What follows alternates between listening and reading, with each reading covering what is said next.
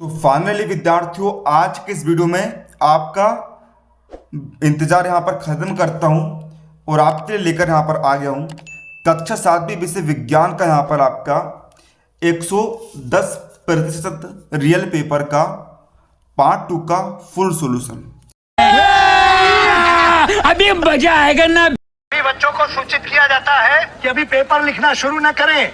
अभी थोड़ी देर में यहाँ से सवालों के सही जवाब दिए जाएंगे। इस साल के पेपर में कोई भी बच्चा फेल नहीं होगा, क्योंकि नकल कराने का ठेका हमने लिया। इसके पिछले वीडियो में हमने पार्ट 1 में आपको वस्तुनिष्ठ प्रश्न के उत्तर आपको दिखा दिए थे। इस वीडियो में प्रश्न क्रमांक 11 से आपको उत्तर दिखाएंगे। यकीन मानिए विद्यार्थियों, पूरा का पूरा सेम टू सेम पेपर आपको यही परीक्षा में आपको देखने को मिलने वाला है। इसके बाहर आपका एक भी प्रश्न नहीं जाएगा। यदि बाहर गया तो मैं चैनल बंद कर दूंगा। ठीक है, तो विद्यार्थियों, यदि आप इसे पूरा रट लेते हो, पूरा आप याद कर लेते हो, तो आपको ना तो एक भी प्रश्न बाहर से पूछ जाएगा, ना ही आपको एक भी प्रश्न बाहर से पढ़ने की आवश्यकता है। आप बिल्कुल कल के पेपर में जो है गर्दा उड़ाकर भूकान मचाकर 60 में 60 अंक लेकर आने वाले हो। रहा नहीं जाता, तड़प ही ऐसी है ना। रुको जरा, सबर करो। बोला धक्का बुक्की नहीं करने का, आराम से लेने का। तो विद्यार्थियों, यदि आप पार्ट 1 देखना चाहते हो तो आपको इस वीडियो को पूरा देखना सबसे पहले। फिर आपको जो डिस्क्रिप्शन में प्ले लिस्ट की लिंक आपको दे दी गई है, उस लिंक पर क्लिक करके आप पार्ट 1 का सॉल्यूशन देख सकते हैं। चलिए विद्यार्थी, वीडियो को शुरू कर लेते हैं। यहाँ पर हमने आपको ऑब्जेक्टिव का उत्तर दिखा दिया था। ठीक है, अब हम जो है लघुत्तरीय प्रश्न 11 से लेकर 20 तक के पूर्व उत्तर देखने वाले हैं। तो प्रत्येक प्रश्न आपका यहाँ पर 3 अंक का रहने वाला है। तो आइए देखते हैं। निर्देश आपको दी गए, नीचे दिए गए प्रश्न के उत्तर आपको यहाँ पर लिखना है। प्रश्न 11 आपको दिया है, शरीर की सबसे बड़ी ग्रंथि का नाम बताइए। इसमें कौन सा रस स्रावित होता है व यह किस घटक के पाचन में सहायक है। तो इसको उत्तर है विद्यार्थियों, शरीर की सबसे बड़ी ग्रंथि का नाम क्या है? यकृत है। ठीक है, शरीर में सबसे बड़ी ग्रंथि जो है उसका नाम होता है यकृत। यकृत द्वारा जो है पित्त रस पित्ताशय में ही स्रावित होता है और यह वसा के पाचन में सहायता करता है। प्रश्न क्रमांक 12 में दिया है, जो रेशे होते हैं, रेशे को उनमें किस प्रकार परिवर्तित किया जाता है, उसके हमें जो है विभिन्न चरणों को लिखना है। ठीक है, इसकी क्या प्रोसेस होती है उसके बारे में यहाँ पर लिखना है, डिस्क्राइब आपको करना है। तो आइए देख लेते हैं। रेशे को उनमें, देखिए बढ़िया तरीके से आपके लिए बढ़िया राइटिंग में आपके लिए जो है उत्तर लिख कर लाया हूँ। तो आप देरी किस बात की कर रहे हैं?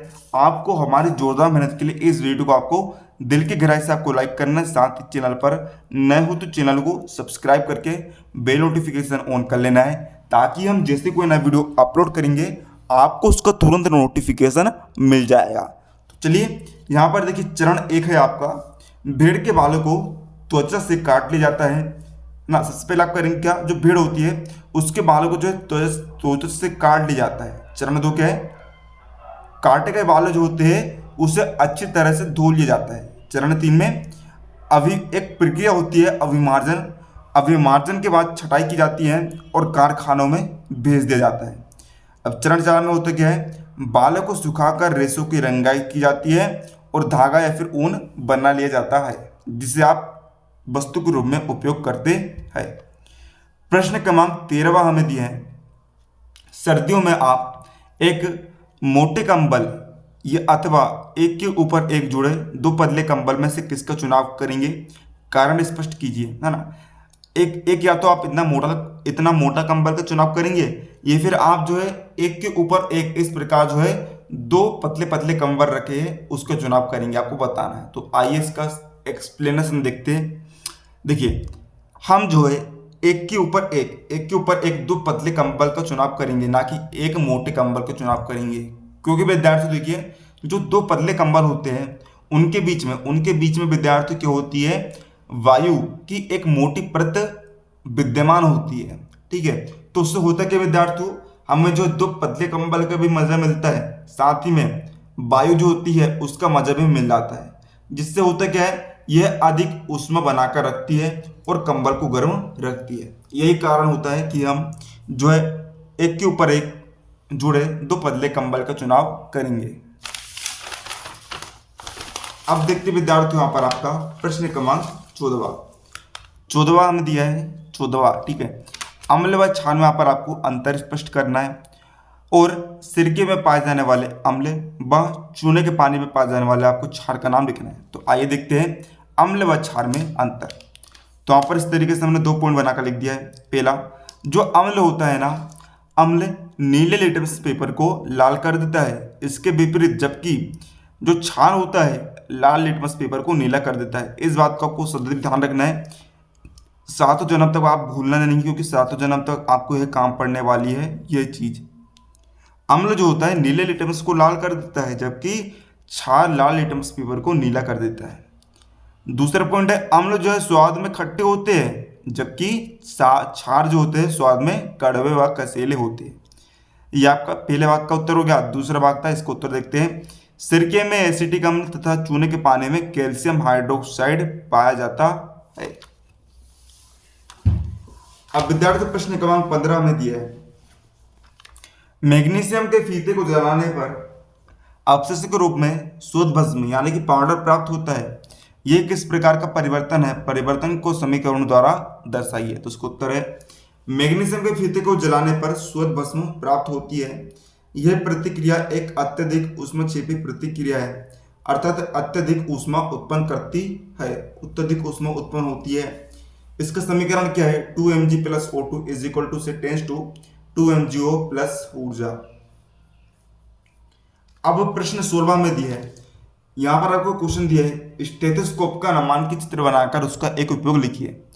तो आइए इसको तो देख लेते हैं। सबसे पहले आप जो स्क्रीन पर स्टेथोस्कोप का चित्र आप देख सकते हैं, पूरा आपको चित्र आपको प्रैक्टिस करके देख लेना है। फिर यहाँ पर देखिए इसको उपयोग देख लेते हैं। स्टेथोस्कोप का प्रयोग रक्त संचार की दशा का परीक्षण किया जाता है। अब देखिए विद्यार्थी प्रश्न क्रमांक 17 आपको दिए है, कायिक प्रवर्धन से आप क्या समझते हैं? इसके 2 लाभ लिखिए।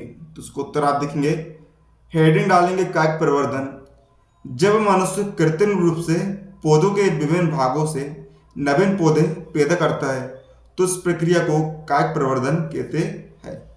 इसके लाभ क्या है? पहला लाभ है, इस विधि से बीजहीन पौधों को उत्पन्न करना संभव है। दूसरा, इस जन में उगाए गए पौधों के गुण अपने जनक के ही समान होते हैं।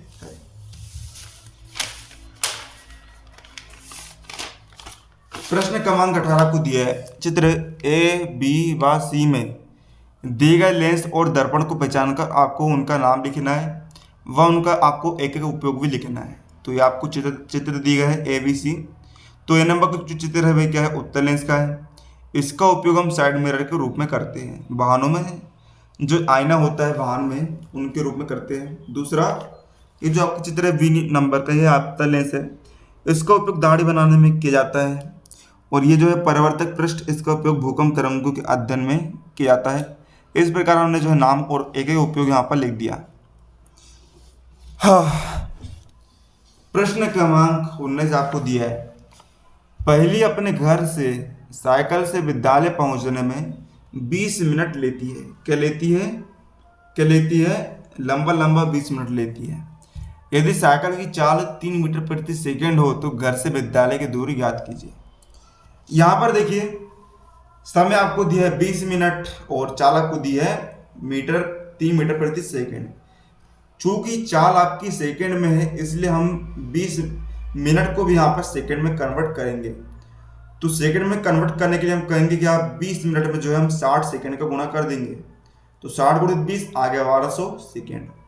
तो यहाँ पर हम लगाएंगे सूत्र होता है चाल बराबर से दूरी बटे समय, क्योंकि यहाँ पर आपको जो है समय और चाल दी गई है तो हम दूरी का मान निकालना है। तो इस तीनों का प्रयोग इसी सूत्र में होता है। तो देखिए चाल का मान है 3 बराबर दूरी बटे समय हो गया 1200। तो दूरी निकाले 3 गुणा कर दीजिए, दूरी बटे 1 दूरी बराबर 1200 × 3 3600। यहाँ पर आ गया 2400 मीटर। 2400 मीटर को किलोमीटर में चेंज कर दिया, यहाँ पर आ गया 2.4 किलोमीटर। अब प्रश्न क्रमांक 20 आपको दिया है। देखिए यहाँ पर आपको एक चित्र दिख रहा होगा। इस चित्र में आपको देखिए प्रश्न क्रमांक आपको दिया है, जब स्विच ऑफ की स्थिति में तो क्या कोई भी बल्ब दीप्त होगा यानी कि जलेगा? तो उसको उत्तर आएगा नहीं जलेगा, क्योंकि परिपथ में विद्युत धारा प्रवाहित नहीं होगी। प्रश्न खा है, जब स्विच को ऑन की स्थिति में लाते हैं तो बल्बों A, B तथा C के दीप्त होने के क्रम क्या होगा? इसको उत्तर आएगा जब स्विच ऑन की स्थिति में लाते हैं तो A, B, C के दीप्त होने के क्रम श्रेणी क्रम में लगा होगा। तो इस तरह विद्यार्थियों ने 3 अंक के प्रश्न का उत्तर देख लिया है। अब आपको जो है नेक्स्ट पार्ट में यदि आप बन के लाइक से इस वीडियो पर कंप्लीट करवा देते हो तो आपको नेक्स्ट पार्ट प्रोवाइड करवा दिया जाएगा, जिसमें आपको जो है पूरे यहाँ पर जो है 5 अंक वाले प्रश्न के उत्तर भी आपको दे दिए जाएंगे। तो विद्यार्थी उसके लिए आप वीडियो को ज़्यादा से ज़्यादा शेयर करिए, नेक्स्ट पार्ट बहुत ही ज़्यादा आपको प्रोवाइड करवाया जाएगा। तो मिलते हैं आपको अगले किसी नए वीडियो में, तब तक के लिए जय हिंद जय भारत।